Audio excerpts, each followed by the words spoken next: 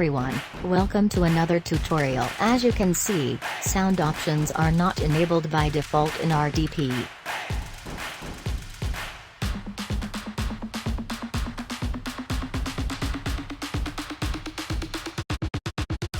To fix this, open the Services console from the search bar option.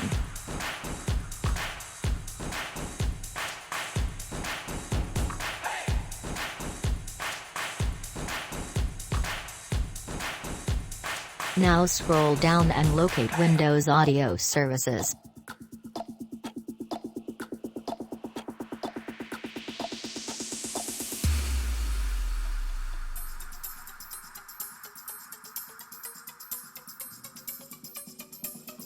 Now click the Start Services button.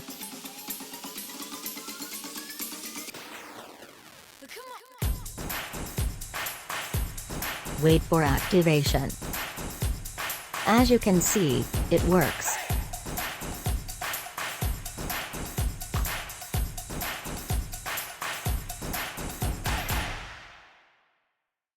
All links and useful information is now available in our blogs. I hope it can help you today. If you have any issues, please let me know in the comment section. If you like our videos, then please subscribe to our channel and press bell icon for latest updates.